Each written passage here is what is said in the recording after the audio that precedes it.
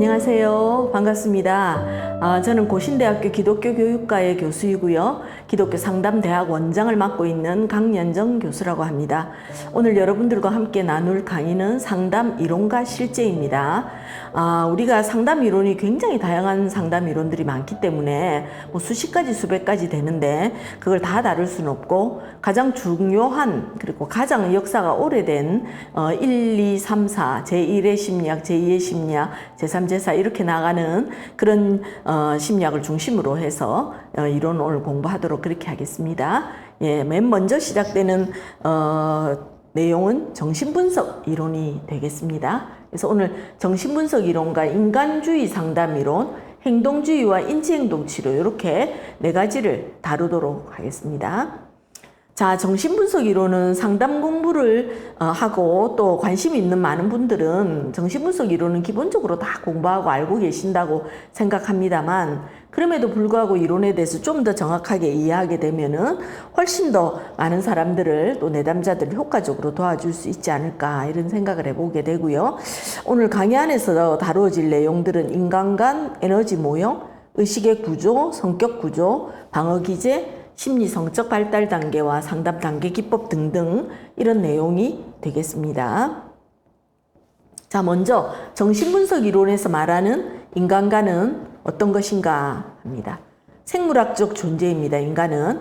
그래서 삶의 본능, 리비도라고 하는 것을 가지고 우리가 사람들의 인간의 기본적인 본능에 대해서 다루어 보도록 그렇게 하고 있죠. 그래서 정신분석 이론을 공부하면 리비도를 모르면 안 된다. 이렇게 아마 다들 알고 계실 거라고 생각합니다.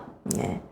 자, 그리고 인간은 어떤 존재입니까? 했을 때 자아와 초자아와 원초아라고 하는 리비도의 그 갈등 안에서 이루어지는 그런 갈등을 경험하고 결등을 겪어가면서 자신의 문제를 해결해가는 존재다 이렇게 말할 수가 있을 것 같습니다. 편집하시죠? 네. 그러면 이것도 닫을까요? 아니. 괜찮을까요? 네, 저거는 요게 블랙이 좀 많이 떠서. 블랙은 저거 떼면 되는데 지금 펜이 붙여놓은 것 같아요, 여기. 아니, 괜찮아요. 괜찮습니까? 상관없습니까? 예. 그럼 나중에 편집 알아서 하시고요. 몸은 조금 더요. 조금 더 일로 할까요? 네, 카메라 조금. 네. 그래서 자아와 갈등의 존재입니다. 인간은. 그래서 자아와 초자아와 원초와의 갈등 가운데서 이 슈퍼에고가 누르고 밑에 이드가 본능적으로 올라오는 것을 중간에서 자아가 잘 조절하는 이러한 사람이 가장 건강한 어떤 자아를 가지고 있는 존재다 이렇게 말할 수 있겠죠. 그리고 인간은 결정론적 존재라고 설명을 합니다. 결정론적 존재는 무엇입니까? 무의식적인 동기에 의해서 인간의 행동을 결정하게 된다 이 말입니다. 그래서 결국은 자기가 하고 있는 모든 것들이 다 결정론적인 관점에서 이해되어지고 해석되어져야 된다라고 그렇게 생각하죠. 그래서 어린 시절의 경험의 결과로 나이가 들어서도 문제를 일으킬 수 있고 지금 현재 경험하고 있는 여러 가지 문제의 뿌리는 반드시 초기 경험, 생애 초기 경험, 어린 시절의 경험과 연관되어 있다고 프로이드 이론에서는 말을 하고 있습니다. 자, 네 번째는 비관적 존재라고 하는 것을 설명하는데요. 삶과 죽음의 본능을 따라서 봤을 때 삶이라는 것이 삶의 본능이 건강하게 형성되어졌을 때 사람들은 건강한 자아를 형성하고 나아가지만 문제는 삶의 본능이 좌절되거나 어려움을 겪거나 죽음의 본능이 굉장히 많이 발현되어졌을 때 인간은 결코 행복하게 살아가기 어려운 비관론적인 존재로 이해할 수밖에 없다라는 것이죠. 그리고 정서역동적 존재라고 합니다. 이것은 과거에 경험했던 심리적 외상, 트라우마에 의해서 영향을 받는 존재다. 이렇게 인간을 이해하고 있습니다. 그럼 에너지 모형은요, 뭡니까? 마음이라고 하는 것이 인간의 마음은 역동적인 체계, 에너지 체계로 이루어지는 것이다. 이렇게 설명을 하고 있고요. 그래서 이것이 이제 삶의 본능이라고 하는 리비도와 그 다음에 타나토스의 역동이 성격 형성에 결정적인 영향을 미친다고 말하죠. 그래서 삶의 본능인 성적인 추동을 우리가 리비도라고 말하고요. 죽음의 본능, 공격적 추동을 타나토스라고 이야기합니다.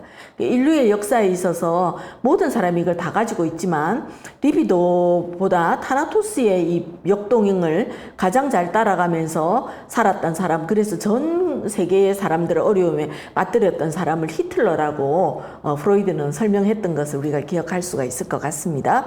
그래서 인간의 삶은 리비도와 타나토스의 싸움이다, 갈등이다, 이렇게 이해하죠. 자, 그럼 이 그림을 한번 보시면 의식의 구조를 볼 수 있습니다. 이런 것들을 우리가 인간의 마음의 지형학적 구조다 이렇게 말하거든요. 그래서 이 지형학적 구조는 이 그림 보니까 뭐와 같습니까?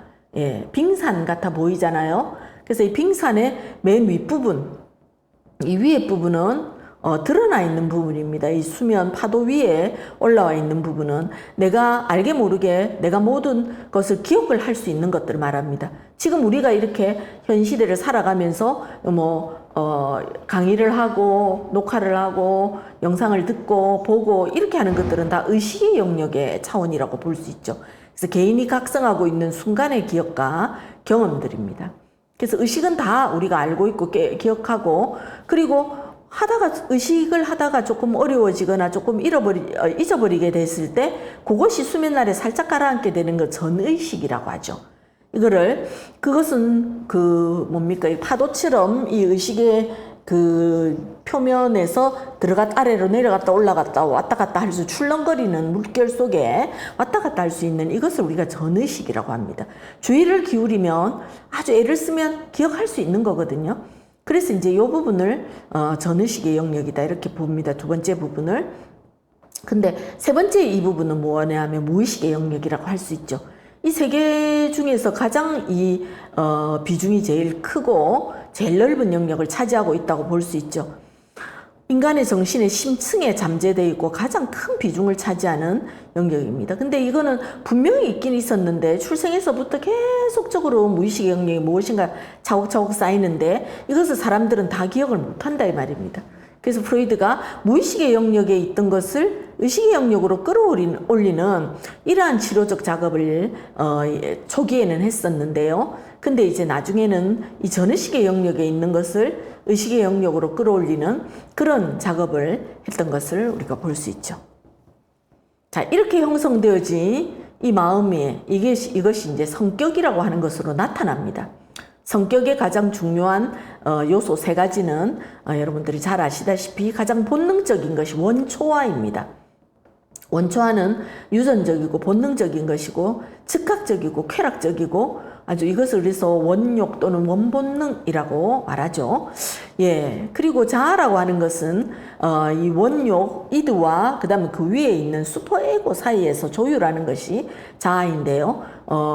우리의 머리 위에서 더 위에 부분에서 누르는 것이 슈퍼에고라고 말할 수 있죠. 그래서 슈퍼에고는 도덕적이고 사회적인 판단을 하는 것이고 사회적 학습이나 내면화 도덕 원리에 지배받는 것이죠. 그래서 초자아라고 하는 것은 주로 이제 교리 분석에서는 이걸 어버이자아라고 말하고 있지 않습니까? 그래서 어버이자아는 이렇게 해서는 안 돼, 또는 이것은 반드시 해야 해, 이렇게 이야기하고 억압을 가하는 것이다. 이래서 프로이드는 초자아를 굉장히 부정적인 것으로 보았습니다. 그래서 원초와 이드와 초자아 슈퍼에고 사이에서 조율을 잘해서 조화를 이루어내는 것, 이것을 우리가 자아라고 이야기하죠. 에고입니다. 이 에고는 균형을 유지하는 것이고 현실적인 원리에 지배를 받는 것이다. 이렇게 설명을 할 수가 있겠습니다. 자, 프로이드 이론 중에서 또 중요한 이론이 있습니다. 안나 프로이드라고 하는 이 프로이드의 딸이 설명을 했던 그런 이론인데요. 적응 기제라는 것입니다. 적응 기제. 흔히들 이 적응 기제에는 세 개가 있지만 대표적으로 방어 기제를 설명을 하거든요. 방어 기제를, 적응 기제를 그냥 표현하는 대표 명사로서, 대명사로서 설명을 하는데 엄밀히 말하면 이 방어 기제도 적응 기제 중에 하나입니다. 그래서 첫 번째 도피 기제, 두 번째 방어 기제, 세 번째 공격 기제, 이렇게 세 개의 기제에 의해서 우리 인간들은 이 기제가 역동을 일으킴으로써 행동 양식을 결정하게 되거든요. 첫 번째 도피 기제입니다. 도피 기제는 억압, 부인, 퇴행, 승화, 백일몽. 억압이라는 거는 내 감정이 부정적인 게 있다 하더라도 누르는 거예요. 그래서 아닌 것처럼 하는 것을 말합니다. 부인은 아니라고 말하는 것이에요. 퇴행은요, 지금 현재가 어렵다고 옛날에 좋았을 때로 돌아가서 매일 거기에만 생각하는 그런 거고, 승화라는 것은 지금 내가 살아가면서 삶이 힘들지만 내가 중요하다고 생각하는 것을 선택함으로써 그것의 모든 것들을 좀 더 좋은 방향으로 만들어 가려고 하는 것이 승화이고요. 백일몽은 잠을 자는 것이 아닌데 살아있는 채, 눈 뜨고 있는 채로 의식계 영역 안에서 꿈을 꾸듯이 훨씬 다른 걸 추구하는 이런 것들을 백일몽이라고 합니다. 이건 결국 도피기제의 여러 가지 유형인데 결국 공통적인 특징을 보자면 도피기제는 뭐냐면 지금 현재의 어떤 문제를 맞닥뜨려서 해결 못하고요. 도망가는 걸 말합니다. 주로 도피기제를 많이 사용하는 사람들이 마음이 좀 여리거나 좀 사람들하고 부딪히는 거 힘들어하는 분들이 많죠. 방어기제는 도피기제보다는 훨씬 더 머리를 사용하고 뇌를 굴릴 수 있는 뭔가 이렇게 다양한 생각을 할 수 있는 그러한 것들을 말합니다. 방어기제에는 투사라고 하는 기제가 있고요. 투사는 자기 감정을 다른 사람에게 이렇게 투영시키는 것이고, 동일시는 내가 뭔가를 못할 때 다른 사람을 닮아가거나 그대로 쫓아감으로써 거기에서 이제 좀 더 자신이 안정감을 느끼려고 하는 것들이고요. 합리화는 아주 뇌 활동을 통해서 논리적이고 인지적인 활동을 통해서 그럴듯한 논리를 만들어내는 것이고, 취안이라는 것은 거꾸로 돌려서 생각하는 것, 그리고 반동형성이라는 것은 지금 자기가 하고 있는 것을 아닌 것처럼 하기 위해서 더 다른 어떤 것들을 보여주는 거거든요. 예를 들어서 마음에 들지 않는 사람이 있다 했을 때 이 반동형성은 그 사람한테 유난히 더 친절하게 해주는 이런 것들을 사람들이 선택함으로써 본인이 이 사람한테 나쁜 행동을 하는 아니라는 하는 것을 사람들에게 보여주고 싶어하는 이런 심리를 말하기도 합니다. 주지하는 이렇게 지적인 것으로, 감정적인 걸 대응하기 힘드니까 지적인 것으로 이걸 해석해 버리는 이런 것들이죠. 그래서 방어기제는 조금 청소년기 이후에 좀 더 뇌 활동을 할 수 있고 인지적인 활동을 잘 할 수 있는 사람들이 방어기제를 사용하게 되는 것이죠. 자, 그 다음으로는 공격기제가 있습니다. 공격기제는 아시다시피 여러분들이 언어적인 공격도 있고 비언어적인 것도, 물리적인 것도 있고 신체적인 것도 있고 이런 다양한 공격 행태를 사용함으로써 이걸 기제화하는 것을 말합니다. 근데 저기 재밌는 것들이 있죠. 여기 보면 태만이라는 것도 있으면 게으름 부리는 거, 그죠? 이런 것도 있어요. 공격기제에 들어갑니다. 그 다음에 함정이라는 것은 어떤 데에 교묘하게 함정을 파놓고 거기 사람들을 빠지도록 만들어버려, 속여가지고 하는 거, 이런 거. 그 다음에 우리가 많은 사람들이 정해놓은 룰이 있는데 룰을 따르지 않고 지키지 않는 이런 것도 공격기제에 해당된다라고 알 수가 있겠습니다. 그래서 안나 프로이드는 사람들의 행동 양식을 이해하고 문제 행동을 해석하고 치료하기 위해서 적응기제라고 하는 것을 사용했다라고 하는 것을 볼 수가 있습니다. 자, 심리성적 발달 단계가 나오는데요. 심리성적 발달 단계는 이제 나이가 들어가면서 아이들의 심리적인 것들이 발달되는 것을 설명하는 것이거든요. 그래서 이거는 출생해서 연령대별로 이것이 변화된다라고 설명을 하고 총 5가지의 심리성적 발달 단계를 프로이드는 설명합니다. 근데 여기에서 가장 중요한 개념이 고착과 퇴행이라고 하는 개념이거든요. 그래서 요거 되게 중요하니까 한번 잘 생각해 보시면서 제가 설명을 드리도록 하겠습니다. 첫 번째 심리성적 발달 단계는 1번은 구강기입니다.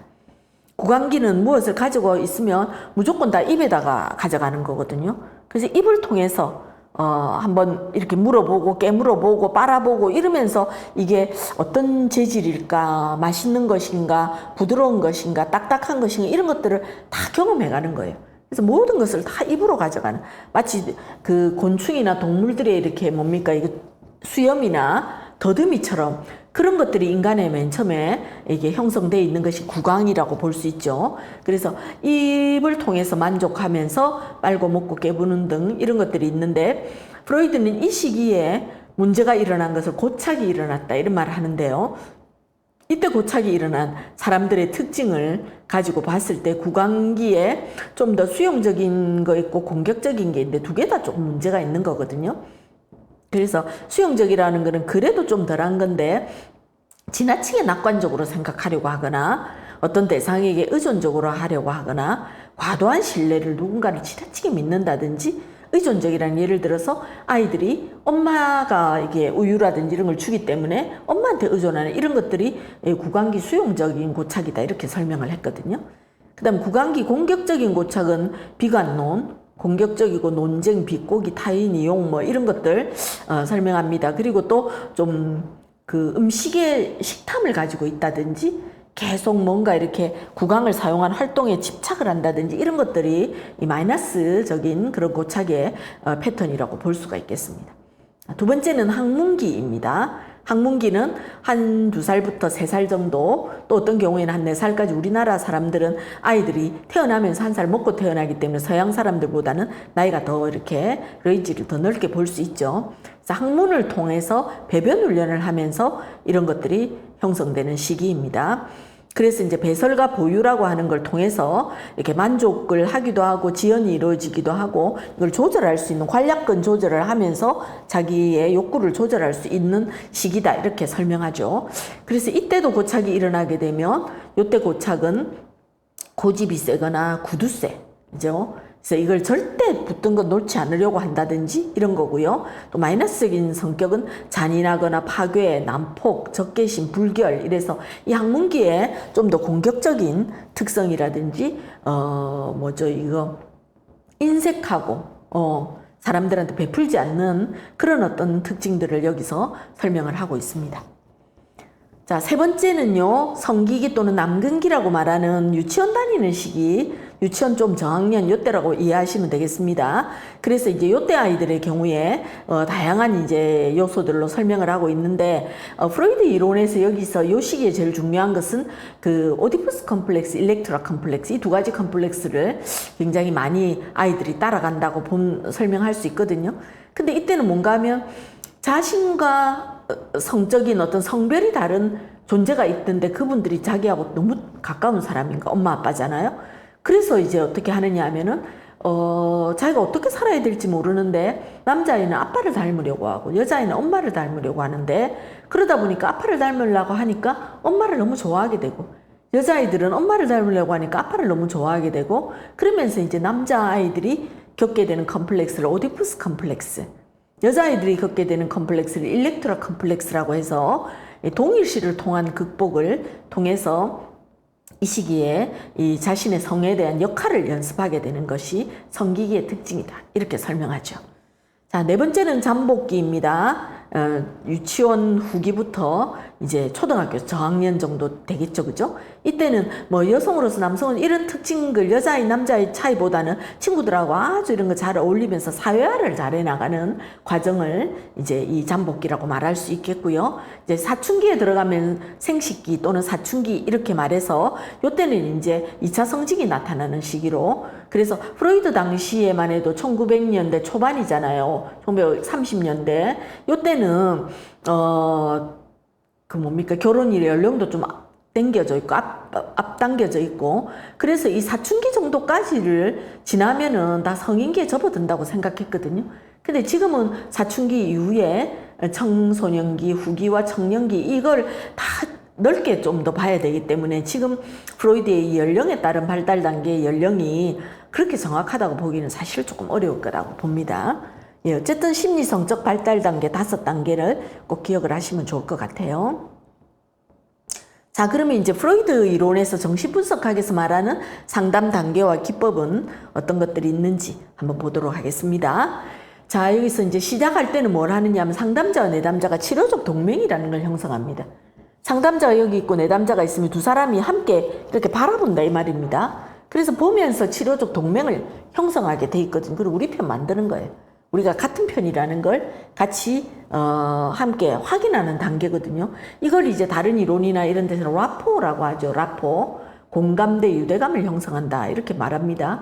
그래서 두 사람이 같이 상담자로서 내담자로서 주고받고 이런 과정을 잘 지내가면서 또 마음을 나누려고 하면서 어떤 중간의 단계들이 나타나느냐 하면 의존과 저항, 그리고 전이와 역전이, 해석, 훈습 이런 것들이 나타나요. 이론을 공부해보면 정신분석학에서 의존과 저항은 굉장히 중요한 어떤 개념이라고 말하거든요. 의존이라는 건 초기에 내담자가 상담자를 신뢰하면서 상담자한테 믿고 모든 것들을 말하는, 그러다가 보면은 내담자가 상담자에게 어느 정도 좀 실망하게 되는, 또 인간적인 모습을 발견하게 되면서 저항이라는 것도 올라옵니다. 근데 저항과 의존을 지내다 보면은 상담자와 내담자 사이에서 서로 이 단계를 극복하고 하나가 되고 라포를 형성하는 시기가 오죠. 근데 그 사이에서 나타나게 되는 감정이 교류가 전이와 역전이거든요. 전이라고 하는 것은 내담자가 상담자한테 느끼는 긍정적이거나 부정적인 전이 감정을 말합니다. 감정을 말하고요. 역전이라고 하는 것은 상담자가 내담자한테 느끼는 거예요.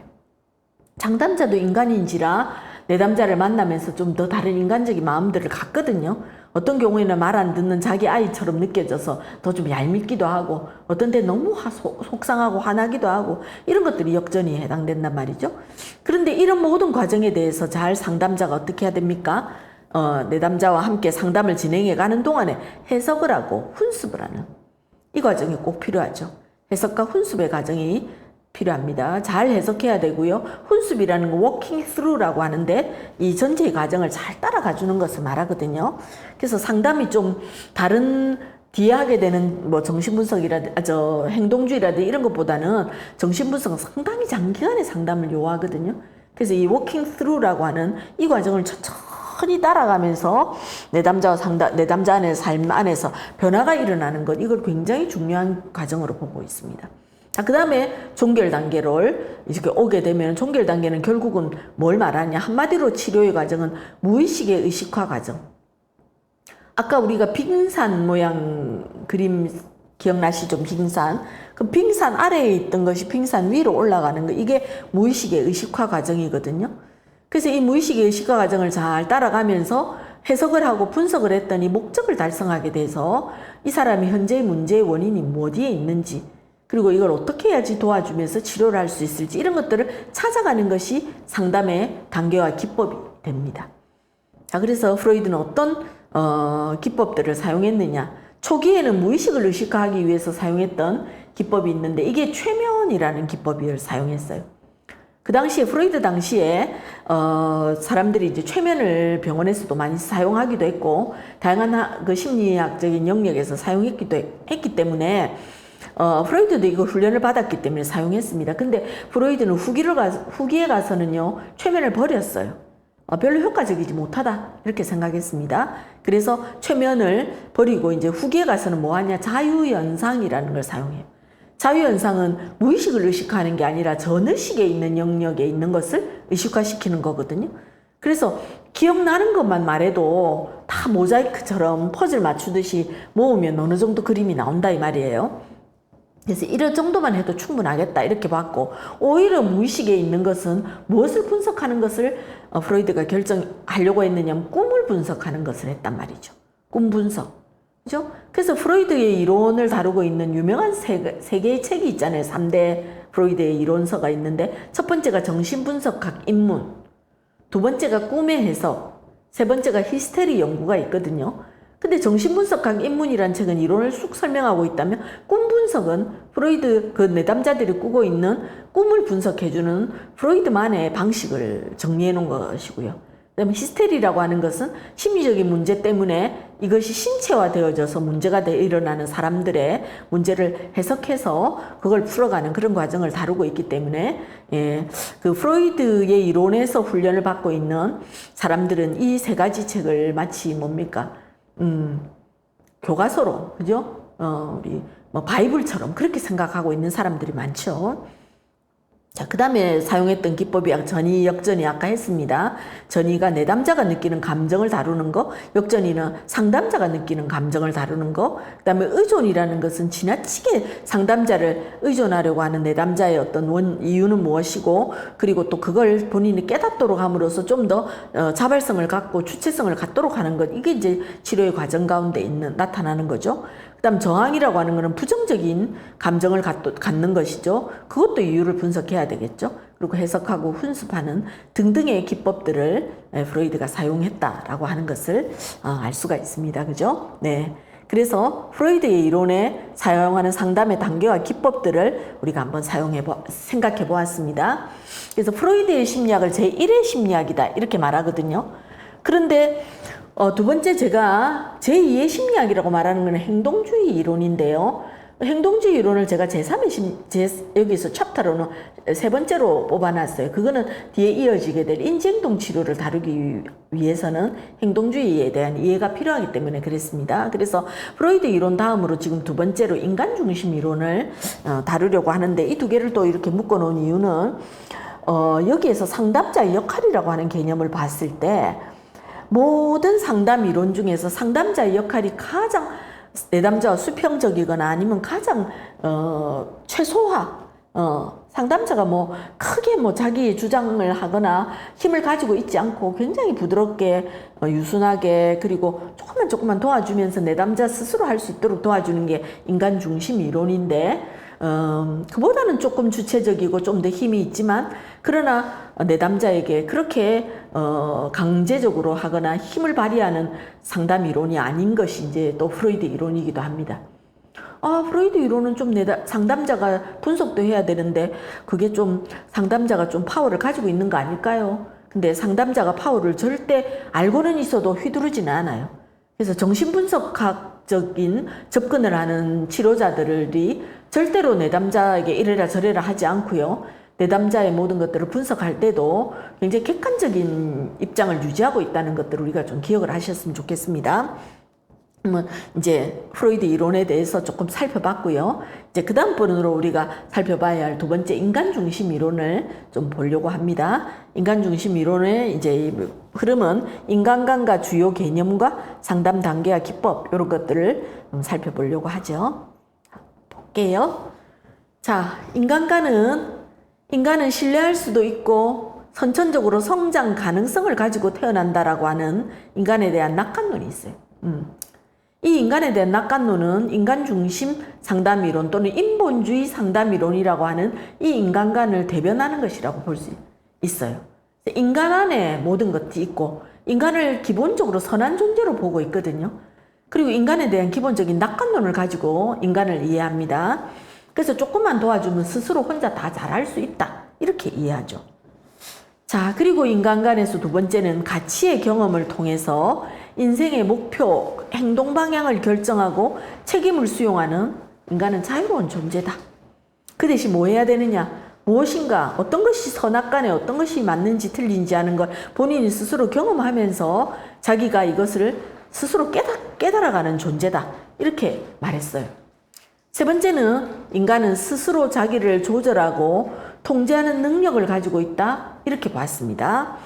자기 조절과 통제의 능력을 가지고, 그래서 상담자가 이래라 저래라 할 필요 없고 상담자가 그냥 내버려 두면 내담자가 알아서 잘한다고 말하는 거예요. 네 번째는 자기 충족적 존재로서 충분히 기능하는 인간이 된다라고 보거든요. 그래서 이것은 무엇입니까? 자기 충족적 존재는 그냥 스스로, 그죠? 모든 것에 자기 스스로 답을 가지고 있고 자기 스스로 하게 되고 알아서 하게 되는 이런 기능과 능력을 가지고 있기 때문에 이 사람의 기능을 잘할 수 있도록만 도와주면 충분히 제 기능을 할 수 있다, 이렇게 보았다는 거예요. 그래서 인간은 자충적 존재이고 fully functioning, 충분히 기능하는 인간, 이것을 이 인간 중심 이론에서는 인간관으로 생각하고 있다는 거예요. 그래서 사람들을 굉장히 신뢰하고 믿어주고, 그래서 인간 중심 접근을 하는 많은 분들은 굉장히 좀 따뜻한 상담자 같은 느낌이 많이 들어요. 그래서 되게 호의적이고 우호적이고. 인간 중심 이론의 가장 대표적인 학자가 칼 로저스라고 할 수 있죠. 그래서 이 칼 로저스는 비지시적 상담, 지시적으로 하지 않았다는 거고, 그다음 내담자 중심 상담, 그리고 인간 중심 상담이라고 하는 이렇게 설명되어지는 이론을 가지고 자기의 평생에 상담 활동을 해 나갔다라고 하는 것을 알 수가 있습니다. 자, 이제 인간 중심 상담 이론의 주요 개념을 봅니다. 인간을 유기체로 보죠. 그래서 인간은 경험을 통해서 자신의 삶에 있어서 현상학적 장을 구성합니다. 그래서 결국은 본인이 스스로 느끼고 경험하고 체득하고 함으로써 본인이 답을 찾아가는 존재다. 그래서 이것을 대상이나 이 사건이 아닌 지각과 해석이 중요한 것이고 자신의 참조 틀을 제공해 가는 것이 유기체로서의 인간이 된다라고 하는 것을 설명합니다.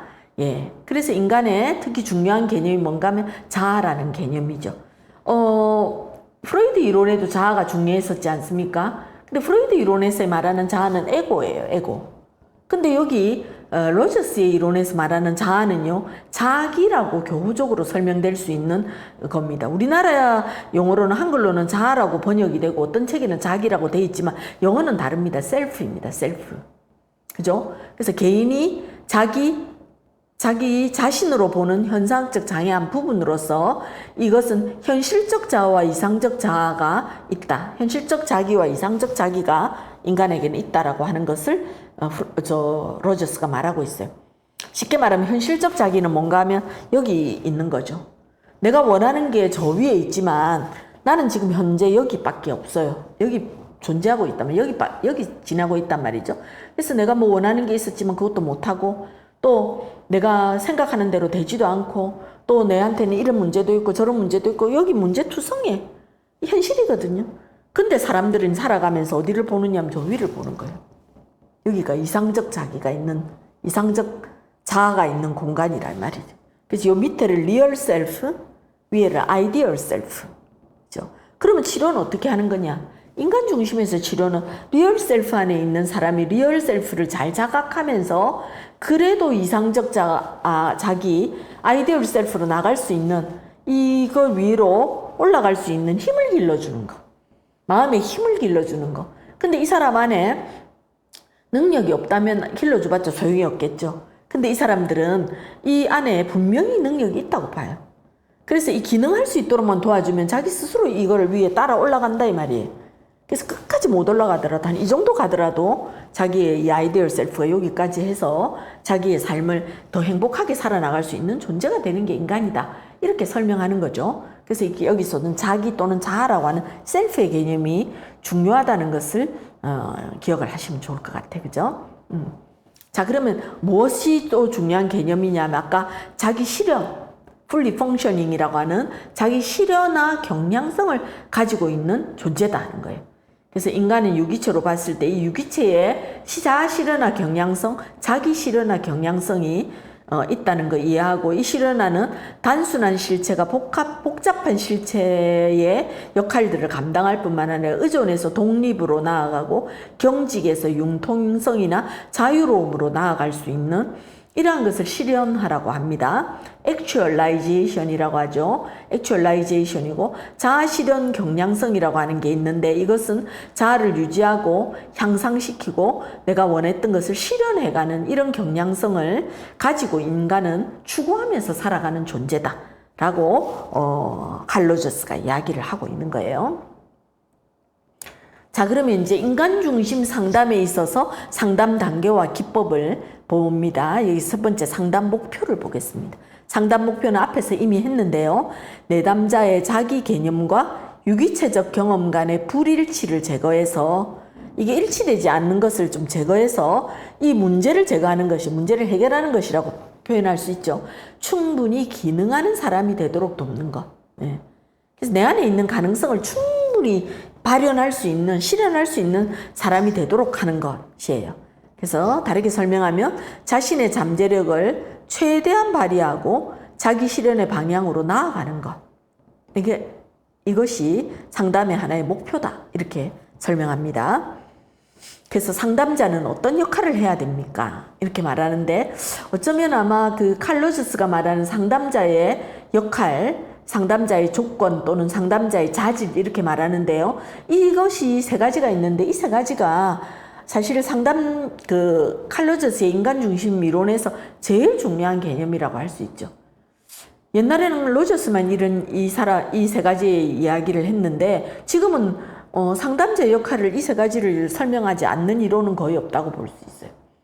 프로이드나 모든 다른 이론에서도 다 이 세 가지의 역할을 다 중요한 역할로 설명을 하고 있거든요. 그래서 첫 번째는 무엇이냐 했을 때 일치성 또는 진실성. 쉽게 말하면 안팎이 다르지 않은 걸 말합니다. 그래서 다른 말로 표현하면 우리말은 진솔성, 사실성, 개방성, 투명성, 현재성 이런 거거든요. 그래서 상담자가 자신의 감정과 태도를 있는 그대로 인정하고 개방하는 거. 쉽게 말해서 인정하고 오픈시키는 거예요. 내가 부족한 게 있어도 나도 그런 게 있죠. 저도 그런 연약합니다.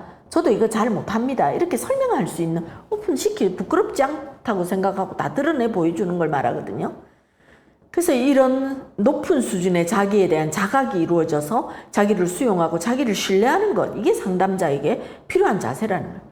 근데 뭐 잘 못하는 걸 숨기고 잘하는 체 하면서 내가 최고인 체 하거나 이거는 진실성에 위배되는 거거든요. 자신의 경험과 감정에 개방돼 있어야 되고 지금 여기에서 느끼는 것을 그대로 표현할 수 있어야 되고요. 그래서 이 사람이 이렇게 표현할 때 내담자는 상담자를 보고 배우면서 따라오게 되는 거예요. 그래서 상담자는 내담자의 모델이 되고 본보기가 된다라는 거예요. 그래서 첫 번째 일치성, 진실성 꼭 기억하시기 바랍니다. 두 번째는요, 무조건적, 긍정적 존중입니다. 무조건적 다 어그리 해주는 거예요. 그리고 리스펙트 해주는 겁니다. 근데 어떤 방식으로 부정적이지 않고 조건 달지 않고 부정적이지 않고 그러니까 무조건 긍정적으로 존중해 주는 거. 이거는 온화하게 판단, 평가, 정죄하지 말고 그대로 받아주는 거예요. 내담자가 말도 안 되는 소리 해도 그래 그렇게 느꼈구나. 네가 그렇게 봤구나. 또는 네가 충분히 그렇게 느낄 수 있었겠다. 이렇게 인정해 주는 거예요.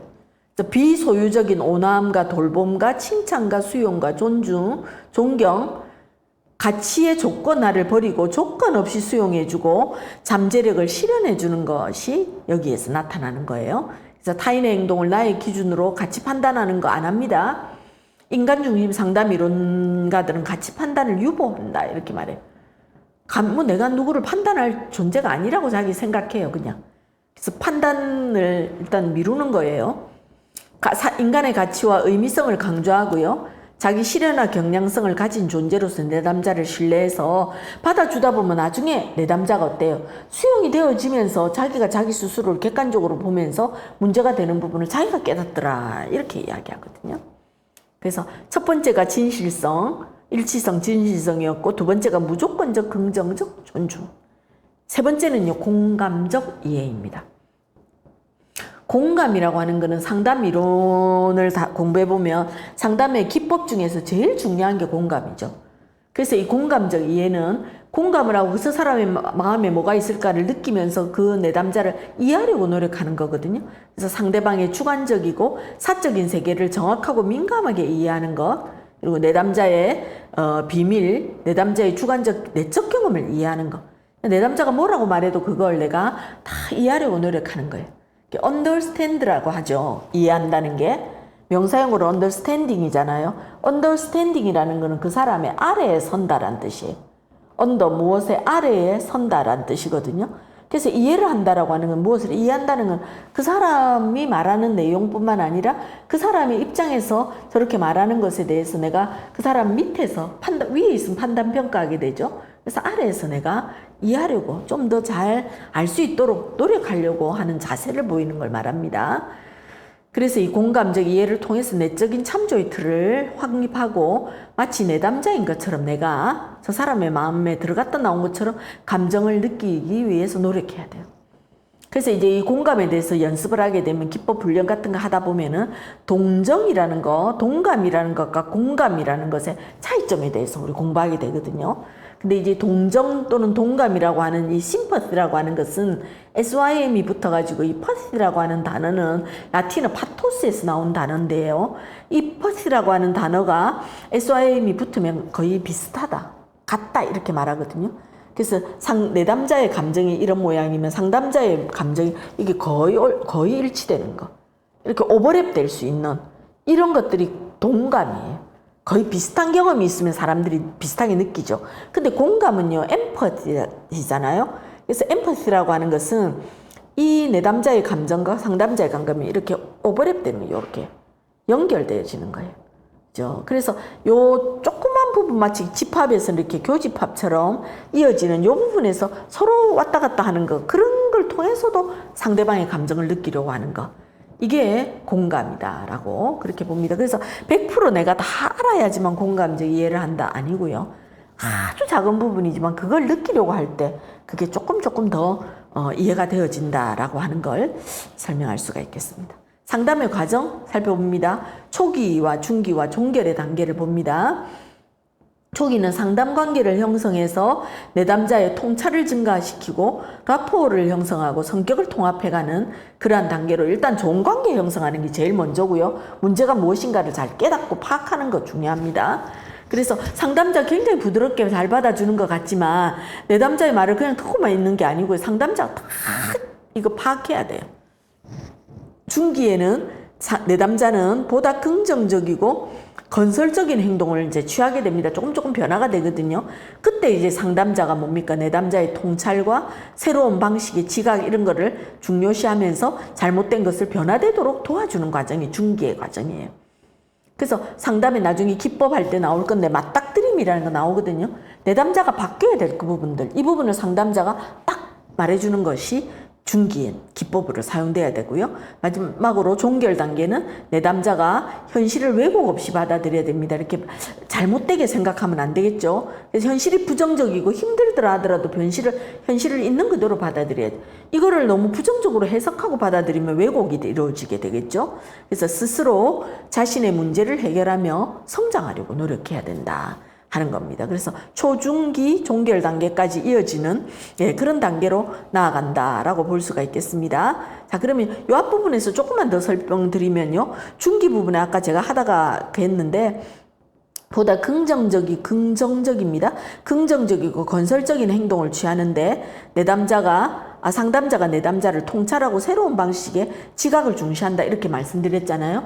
그래서 이거는 뭔가 하면 경청, 공감 이런 건 초기에 무조건 잘해야 되고요. 그리고 상담을 쭉 해나가면서 상담자와 내담자가 좋은 라포를 형성하면서 상담자가 내담자를 잘 이해하는 과정이 이루어져야 됩니다. 그러면서도 이 중기에서는 그런 문제적인 부분, 내담자에게 잘못되어 있는 부분을 자기가 스스로 깨닫고 또 상담자가 도와줘서 깨닫는 이 과정을 통해서 문제 행동의 변화가 나타나야지 중기에 상담이 이루어지는 거예요. 그리고 나면 종결에서는 내담자가 자신의 현실을 그대로 받아들이면서 현실적 자기를 잘 수용함으로써 나중에 이상적 자기로 올라갈 수 있는 마음의 힘을 길러낼 수 있도록 도와주는 거. 이게 이제 상담의 과정과 이 안에서 이루어지는 모든 흐름이라고 이렇게 보시면 되겠습니다. 그죠? 예. 그래서 정신분석학하고 이론하고 그리고 인간 중심 이론하고 두 개, 좀 더 내담자를 잘 수용함으로써 품어줄 수 있고 좀 더 객관적으로 분석하는 그런 분석 이론 요 두 가지를 가지고 먼저 한번 살펴봤습니다. 그러면 조금 쉬셨다가 또 강의 참여해 주시고요. 그 다음 강의는 행동주의 이론에 기초해서 행동주의와 인지행동 치료를 살펴보도록 그렇게 하겠습니다. 예, 조금 휴식하도록 하지요.